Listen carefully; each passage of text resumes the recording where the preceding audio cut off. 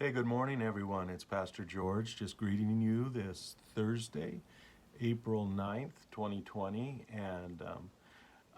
If I'm just so glad that you could join us. We are have been looking at that final week of Christ from the time that he entered Jerusalem on Palm Sunday, leading up ultimately this weekend we're going to be celebrating his resurrection from the dead. And that week of events is often known as Holy Week on the church calendar. And today is referred to by many as what is known as Maundy Thursday. And not Monday Thursday. I used to think Monday Thursday, what's that? But it's Maundy, Maundy. And it is a shortened version of a Latin word, mandatum, from which we get the word mandate. And it meant command. We are under government mandates right now. Stay-at-home orders, social distancing, closure of things. Those are mandates. They were our commands. Well, Jesus had a command that he wanted to give to his disciples. And as he gathered his closest 12, these 12 handpicked men who were to take the gospel out, who were going to continue his mission when it was gone, he gave them, this was like their marching orders. This is what he wanted them to recognize. And he starts it off in a very unusual way in their mindset, with a little bit of an object lesson. They were reclining around the table having dinner. This was at the Last Supper. And he gets up from the table, and he goes and gets a basin and a pitcher of water and wraps a towel around his waist. And then one by one, he goes and begins to wash the disciples' feet. Now that's something that's not practiced today in our culture. We don't, wash people's feet. But in their time, it was a common practice, especially for a host of a dinner to provide this for his guests. You think about it, these people at that time, their main mode of transportation was their own 2 feet. They wore sandals, dusty roads that were filled with livestock and other people, and so their feet would get very dirty and after, and probably tired and sore.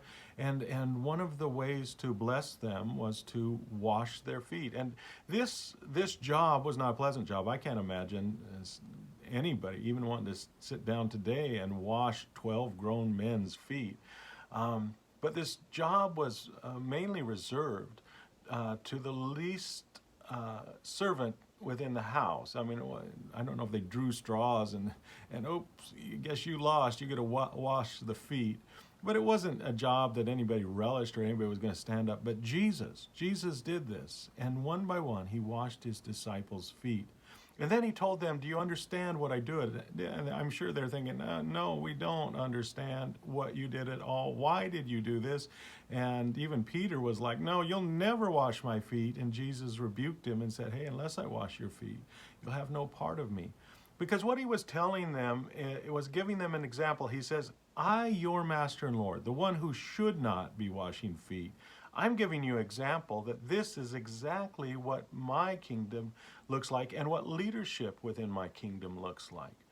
That the greatest among you become the servant of all.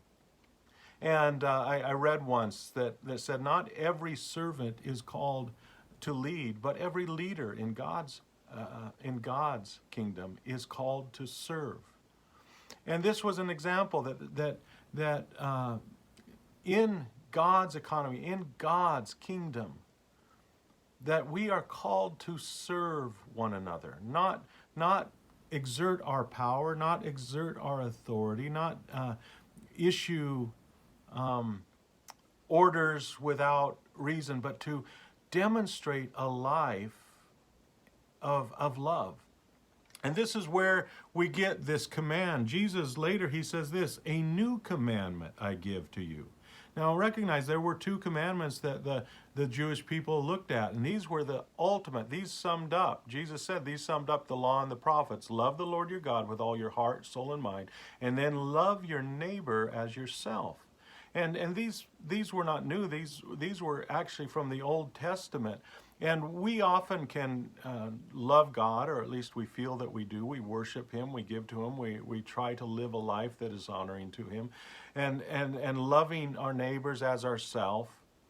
But the problem is often we're not very good at loving ourselves. We are so filled with self-loathing or insecurity or things that love doesn't always come out. But Jesus gives a new command, and He says, this is how I want you to love one another. Love as I have loved you.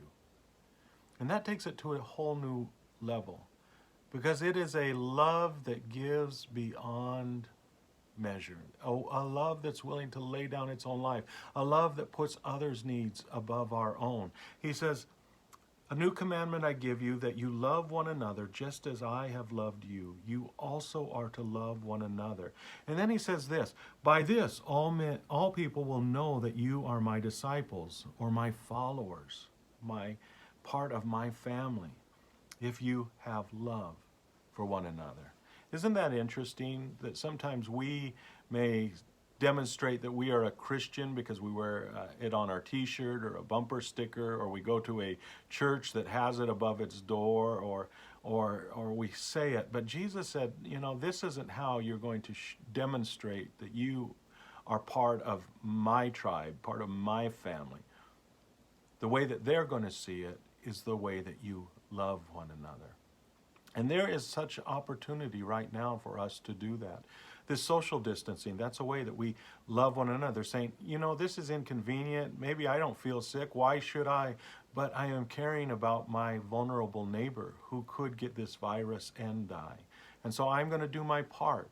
We can do this in our own homes with the way we speak to one another, the way we treat one another, the way we help out. We may not wash one another's feet, but hey, how about we wash one another's dishes, wash one another's clothes, encourage one another, build one another up with our words, putting other people and their desires and their needs first. And that is the way that we proclaim, not by saying it, not by putting on a t-shirt or bumper sticker, but by demonstrating it through our lives that we are followers of Christ. Well, Father, today we come before you in the precious name of Jesus. And He gave us an example. And may we not ignore that example, but may your Spirit help us to live that out in our own homes, in our own lives, in our own communities today. We want to declare Jesus not simply through our words, but through our actions, through the way that we live a life of love, demonstrated by putting the needs and the concerns of others even before our own. We thank you for your great love for us, because that is our salvation. Pray that that same love will flow through us to others. Well, God bless you today, and tomorrow we are going to be looking at Jesus' last day. It is a very sobering day, and yet it is a day that is victorious for us, and that is Good Friday. God bless you, and we love to keep in contact.